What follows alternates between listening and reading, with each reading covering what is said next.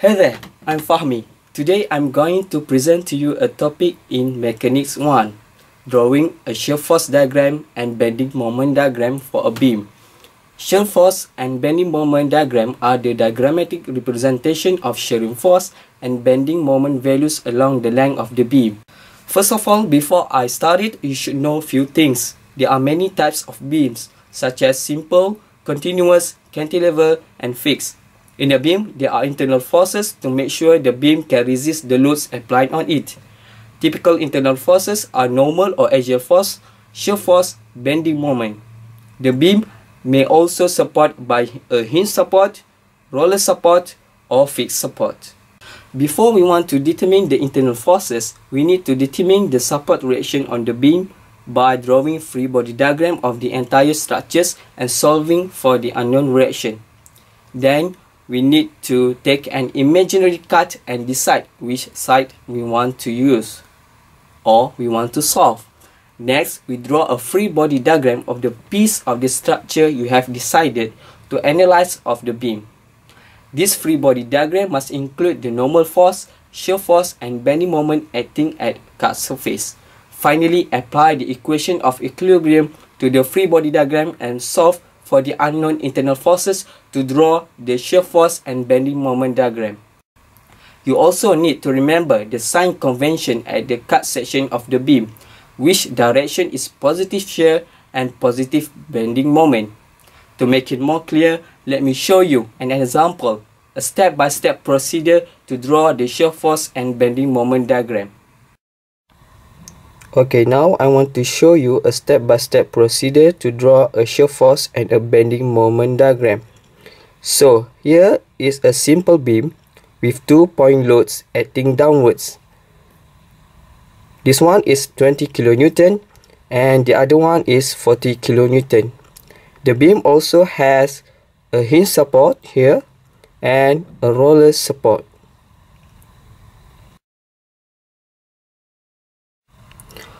First, we need to draw the free body diagram of the beam. For a hinge support, it has two reaction forces. One is vertical and one is horizontal.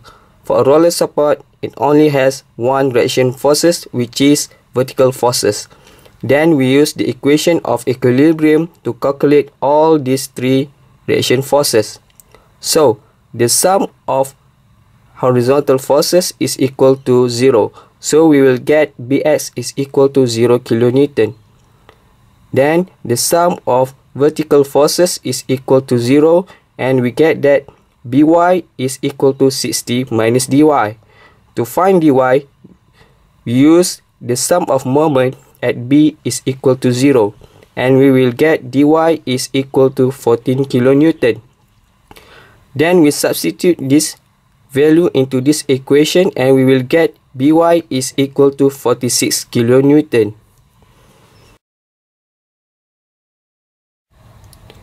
Next, we cut the beam here.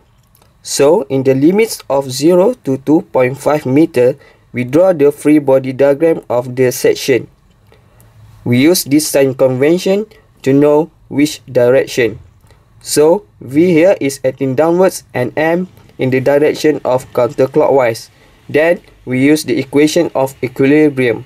So, we will get that V is equal to negative 20 kN. And the equation of moment for this section is equal to negative 20x kN meter.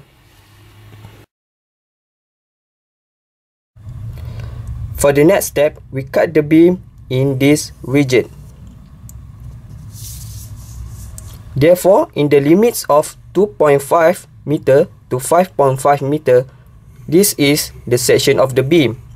We need to know the sign convention so that we know which direction is the shear force and the bending moment. Again, we use the equation of equilibrium to find V. So we get here V is equal to 26 kN.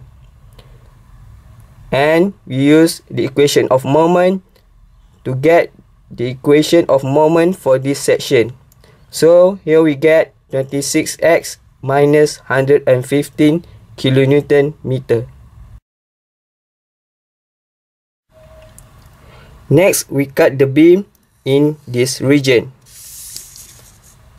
So in the limits of the beam between 5.5 meter to 7.5 meter, here is the cross section of the beam.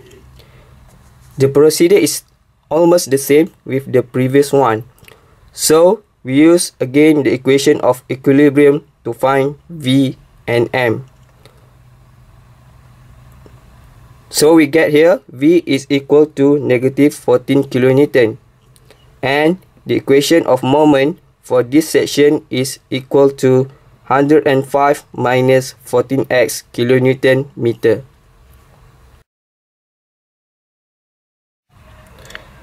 After we got all the value of the shear force, we can now draw the shear force diagram.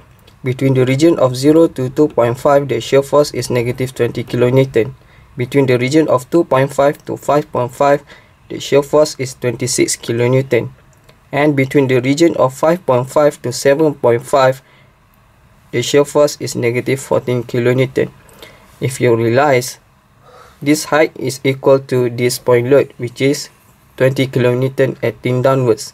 This height, 46 kilonewton, is equal to the vertical reaction of B.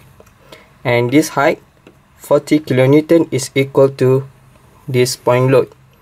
And this height is equal to 14 kilonewton, represent the reaction force of D. To draw the bending moment diagram, we need to use the equation of moment that we got from the previous steps. From 0 to 2.5, we use this equation. At 0, the bending moment is 0 kilonewton meter. At 2.5, the bending moment is negative 50 kilonewton meter. Between the region of 2.5 to 5.5, we use this equation. When we substitute 2.5 into this equation, we will get negative 50 kilonewton meter. And when we substitute 5.5 into this equation, we will get 28 kilonewton meter.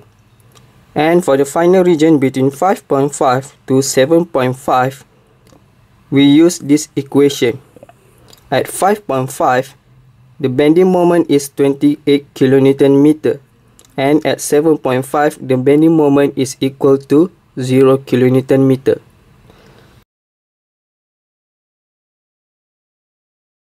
There's a relationship between shear force diagram and the bending moment diagram. The area under the shear force diagram is equal to the value of the bending moment.